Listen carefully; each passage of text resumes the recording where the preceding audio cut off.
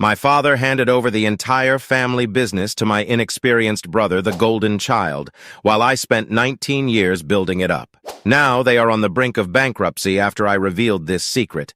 I'm a 42-year-old man who has found myself in the midst of a family crisis that has caused me to lose faith in my family's ability to be loyal and trustworthy. My 64-year-old father, a heavy diesel technician who has served as my mentor and business partner for over a decade, suddenly disclosed information that utterly upended my world. Just to give you some context, he has spent his entire professional life running a small mechanic workshop. My dad's job has always captivated me as a child, and on the weekends I would always help him in his workshop. I decided to obtain a degree in automotive engineering because of this desire in order to formally join my dad's company since the year 23. As I've been helping my dad out as a mechanic, I've been assuming more and more responsibility until I eventually took over running his workshop. My dad had a single automobile with just 2 part-time technicians when I initially started working at the business.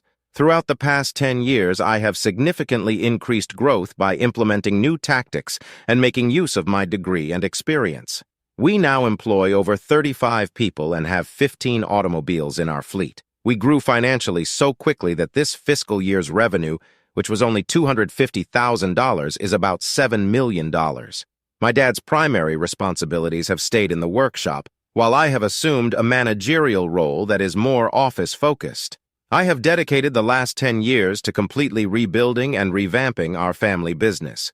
Not all of my difficulties, hardships, and sacrifices have been for my own benefit. I have worked many hours and made many sacrifices. Their motivation sprang from the conviction that I would eventually acquire this enterprise and carry on its growth. It evolved into more for me than just a job. It was my duty and my passion. With unwavering determination, I have persevered through difficult times, faced several storms, and celebrated our victories. Michael, my 48-year-old older brother, chose a different route in life. After attending college, he pursued a profession in the city as an accountant. He never expressed interest in our dad's mechanic company, in contrast to me. As a child, in fact, he detested it greatly. He would frequently decline to mention our dad's profession as a mechanic in front of our friends because he felt ashamed of it. Michael would get upset with me when I helped our dad out in the workshop, telling me that we weren't supposed to be doing this kind of labor. Michael kept trying to talk me out of my choice to seek a degree in automotive technology, even though my love for cars was becoming stronger. He would advise me that I should pursue a more prominent career and that my degree in automotive engineering was a dead end. Interestingly, my dad always considered Michael to be his golden kid, even though he was obviously embarrassed by our dad's line of work.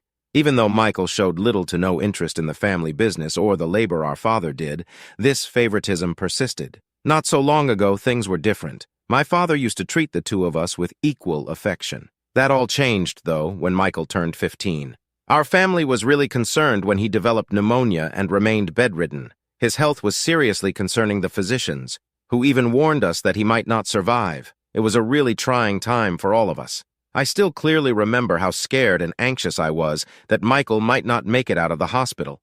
It was a turning point that appeared to change our family's dynamics. Above all, Michael always desired our dad. He used to constantly ask to see our father. They became close since my dad had to stay in the hospital for several nights. In due course, after Michael recovered, everything returned to usual. But over the years, even when Michael grew up to despise our dad's line of work, my dad persisted in showing Michael preference. Dad was fine with it and still preferred him. As I grew older, I became aware of this bias and could not help but feel hurt by our father's constant preference for Michael. For instance, I remember being quite pleased of myself when I got an honor at my school's award ceremony and telling my parents about it. My father gave me a warm grin and congrats, while my mother gave me an embrace. I told my parents they were invited to our award ceremony by the school. Given her busy work schedule, I knew my mother might not be able to make it. She worked long nights at the hospital, leaving her tired during the day. I then appealed to my dad in the hopes that he would confirm his attendance. With a trace of uncertainty, he turned back to face me and gazed at my mother. She turned to face him then and asked if he could attend the ceremony so that he could be with me. After clearing his throat, my father announced that he and Michael were going to play hoops. With a fierce gaze, my mother informed him that it was not important to play basketball with Michael and that he could instead bring Michael to my award ceremony. My father reluctantly nodded his consent. My mom urged my dad to make sure he attended my award presentation the night before the event during supper. Michael asked my dad if he was going to cancel on him for that basketball session as they were seated at the dinner table. He could always play basketball the following week, my dad told him. Michael began complaining right away, claiming he didn't want to waste his time at my ceremony and that he was looking forward to spending time with his father. In response, my mother chastised my older brother for not showing more compassion and encouragement. She even went so far as to insist that our dad get up his courage and show up for me on the big day, given that I had just won an award. As I walked to school, I had to fervently remind my dad once more, praying he wouldn't disappoint me. He assured me that he will be present at the ceremony for my prize and advised me not to worry. I searched everywhere for my dad, but I was unable to locate him. Eventually, my name was called, and I had to approach the stage to pick up my prize. My schoolmates shouted as I accepted my medal from the principal, and I vividly recall searching the crowd for my dad's face. He never made an appearance. I texted my mom to let her know that my dad didn't arrive. My dad wasn't there, so I informed her when she contacted me worriedly right away, asking if I was certain he hadn't arrived. Perhaps he had forgotten as well. "That's not conceivable," my mother said me. "He's obviously out by now because she'd set 5 alarms on his phone and she couldn't see his car parked in front of our house." We were filled with dread, thinking that something terrible had happened. When I got home from school, when I slowly pushed the door open, I saw my parents fighting, an intense and violent exchange taking place. Their tones were so high you could almost cut the tension with a knife, and they were speaking at an unbearable volume. My parents' ferocious fight echoed down the whole corridor, shocking and disbelieving me. My dad was trying to defend his conduct, looking guilty and defensive, while my mother, her face twisted with fury, stood close to the door. I entered our living room with caution, feeling a mix of uncertainty and worry. Curious, I asked my dad whether he was okay. I noted that he never came to my school for the award ceremony, and my concern was evident. For a brief period, the room was silence as my dad whispered an apology while trying not to make eye contact, something to do with becoming lost in time and unplanned events. I sensed that there was something wrong with his explanation. Before I could ask more questions, though, my mother let out a barrage of anger and disappointment. "John, why did you show up?" With a stern and accusing tone, she made a demand. "Tell the truth to me. You assured our son that you would be present when he earned an award. Is there anything more significant than that?" Before he could reply, Dad shuffled uncomfortably, obviously knowing that he was under fire. With a casual demeanor, Michael walked into the room and started eating ice cream. My mother's eyes narrowed in shock and rage as she glared at Michael. "What in the world were your father and you thinking, Michael? When your brother needed you the most on his special day, where were you all?" With a shrug that belied his feelings, Michael said that he had gotten an ice cream craving and had persuaded our dad to drive him to the store first. And if that wasn't awful enough, when they got to my school, they discovered they hadn't seen the whole award ceremony. So they just left me hanging and drove back home. My mother's expression changed from fury to disbelief upon hearing this ridiculous justification. She raised her voice, indignant that you missed your brother's ice cream prize ceremony. In the midst of the mounting tension, you and your father missed your father's big moment because you wanted ice cream. Rather than owning up to his error and offering an apology, my father stumbled through an attempt to defend Michael and explain his actions, adding more fuel to the flames. "See, it's not that important." He started trying to minimize the importance of my award ceremony. "There will be more award ceremonies in the future. This is just one.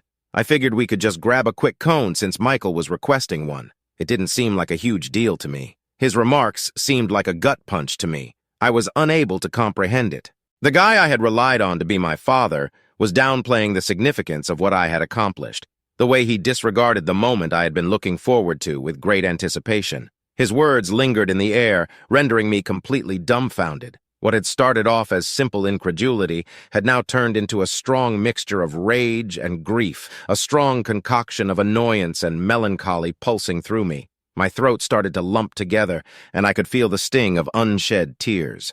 My accomplishment, the acknowledgement of my diligence and commitment, was being dismissed as unimportant. But at that very moment, I understood that it went beyond simply skipping the ceremony. It had to do with the people who were closest to me not understanding me, not offering me encouragement, and giving me the depressing impression that my achievements were not appreciated. I looked at my father, the one I had come to rely on, my eyes conveying a tumultuous blend of incredulity and treachery. I looked just as deeply disappointed as I felt, and it was evident in my expression. My mother, however, did not hold back as she expressed her own sadness and chastised them both for prioritizing an impulsive ice cream need above a significant life milestone. Their furious dispute continued. I kept feeling hurt and betrayed, which made the situation even more chaotic. I also felt like there was a lump in my throat and a huge weight on my chest. I forced a meek smile and said, "It's okay, Dad. Put it out of your mind." The words, pushed out to cover up the intense feelings churning inside of me, tasted harsh on my tongue. I didn't want to intensify the disagreement or make the already tense situation worse. I walked back to my room, the door firmly shut behind me, and the facade I'd painstakingly built for my dad crumbled. At last, I released. My face was streaming with tears that I had been fighting to contain in front of my parents. I felt completely overwhelmed by the overwhelming weight of sadness, the sting of betrayal, and the profound sensation of being let down. When my mother saw that I was sad, she came to my room to console me. She put her arm around my shoulder as she sat next to me. She remained silent. "Please just let me cry and express how I feel." I felt a little bit better knowing she was there for me because of her comforting presence. She finally said something softly. "You hurt, honey, I know. I regret that you had to endure this. Your dad made a mistake. Errors happen to people, but it doesn't negate your accomplishment. Nothing can take away from the hard effort you put into earning the honor." I started to feel a little lighter after hearing her words, which were like a warm hug for my soul. She stayed by my side till I became calm, telling me that I was still loved and appreciated in spite of the setback. My dad's obvious bias for Michael over me has brutally shown itself on several occasions. My mother has spoken to him several times about this matter.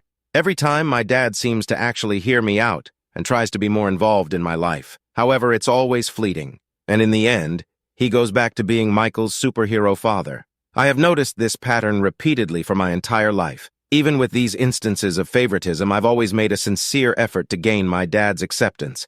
I find his work to be quite fascinating, and I have grown to have a special affection for cars in particular, in part because it appeared like something he treasured, even though it was sometimes felt like a one-sided endeavor.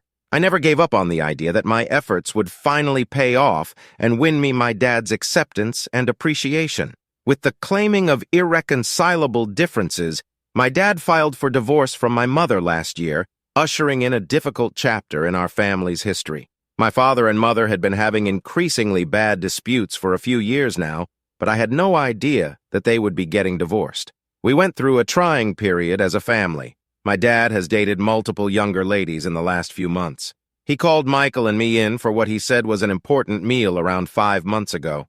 The room filled with tension as we took our seats at the table, and I felt a knot grow in my gut as I prepared myself for the shocking news. My dad had a serious look on his face as he prepared to deliver. At last, he broke the silence and started talking. "I would like to share with you both something really essential." Olivia and I tied the knot. He seemed to be expecting us to be ecstatic with his choice, or at the very least, to accept it. Michael and I looked at each other, shocked. His most recent girlfriend, Olivia, was only a few years younger than me at 30.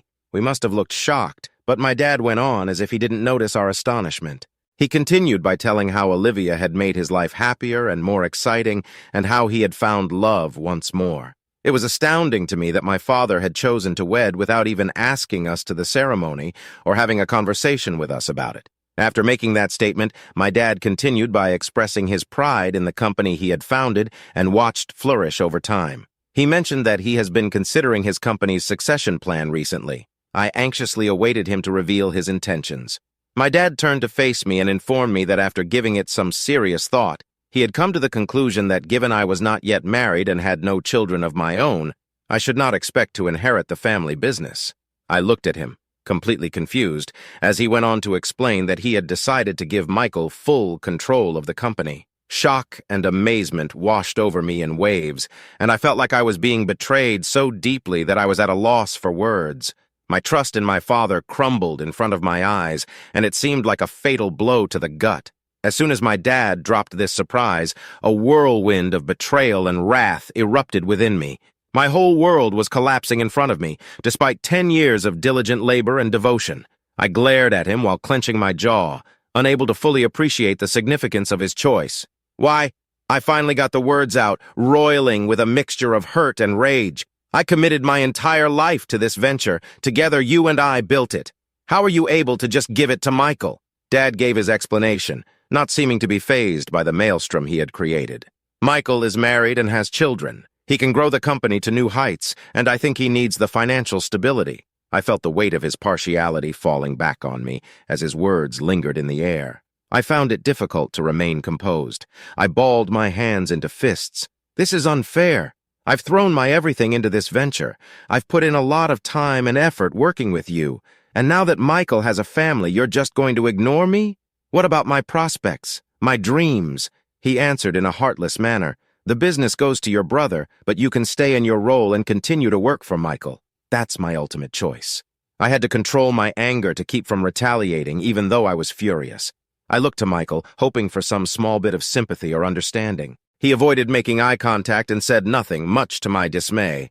I was now disappointed in more ways than just my father. It engulfed my brother, who had chosen not to support me at that crucial juncture.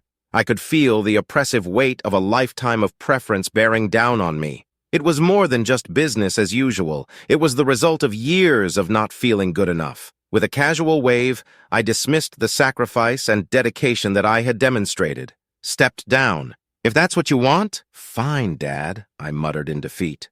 I looked away, the sour aftertaste of treachery permeating the atmosphere. I made the decision to leave his house without arguing with him any longer. I was stuck with this abandonment feeling, the knowledge that no matter how hard I worked to get over my dad, he would still prefer his golden child. Later, when I was by myself at home, the injustice weighed heavily on me. The company I thought of as my legacy, the greatest work of my life, was eluding me. Anguish surged up, distorting the room and my vision with tears. I had never experienced such profound isolation and rejection, feeling utterly abandoned. I made the decision to reach out to my mom, desperately hoping she would comprehend the depth of my turmoil. As I recounted the entire ordeal, from my dad's blatant favoritism towards Michael, to him taking away the family business from me and the overwhelming sense of being adrift, my mother listened with a mix of surprise and dismay. I never imagined he would go this far. My mother finally broke her silence, her voice tinged with sadness. "To treat Michael so much better and give him the business completely, instead of dividing the business equally between the both of you, is completely unfair." Her words matched exactly how I felt, as I didn't mind sharing the business with Michael, but my dad had unfairly given it to him completely. Despite how hard I had worked over the years, as we kept talking, my mom's voice went from surprised to determined. She told me firmly to try not to see this as the end, but as a chance for something new. "You've done amazing things, and you don't need his approval. Why don't you start your own business? You know, a lot of clients would rather work with you than Michael," she said through her words. A flicker of determination ignited within me. If my dad thought he could strip away everything I had worked for, he was mistaken. The pain of betrayal fueled a silent vow. I would forge my own path and build something new from the ashes of what was taken from me in the last 10 years. I have saved more than enough money for me to start my own business. The next day, as the reality of the situation settled in, I took matters into my own hands and embarked on a course of action. I reached out to a significant portion of our client base, particularly those I had personally brought on board over the years. These were the clients with whom I had fostered strong relationships and earned their trust. I candidly disclosed my father's intentions of handing over the entire business to my older brother, and explained my decision to launch my own company as a result. The clients were as shocked as me, but surprisingly, the overall response was overwhelmingly positive. These were people who had come to admire my dedication, work ethic, and the values that I brought to the table. They assured me that they were willing to follow me to continue our successful partnership under a new banner.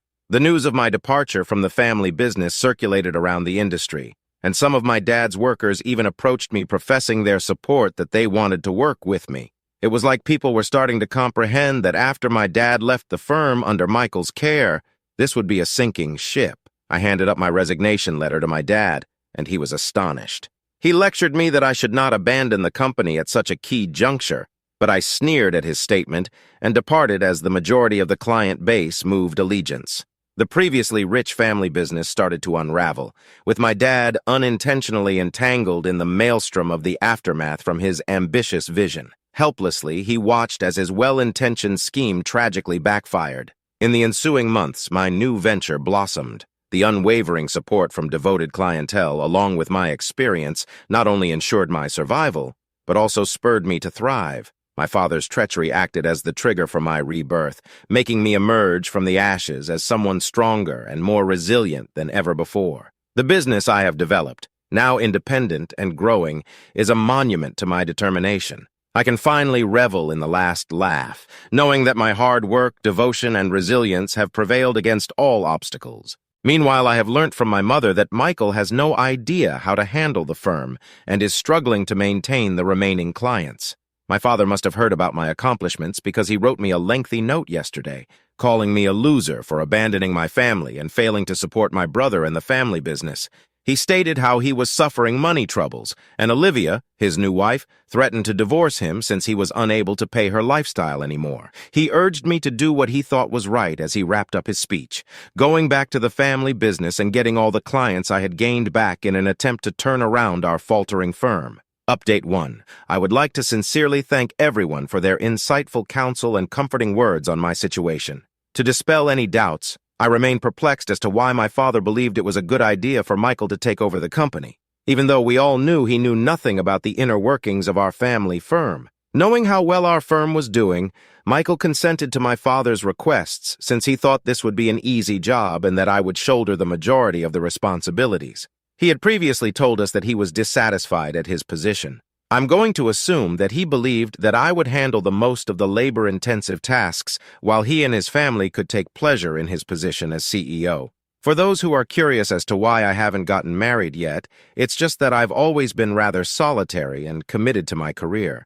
Although I have been in a relationship for the past 1.5 years with a woman I like, and we have talked about getting married in the future, we both feel that we should take some time to mature as people before moving forward. Whether or not I get married, I never imagined that my dad would give me full control of the company.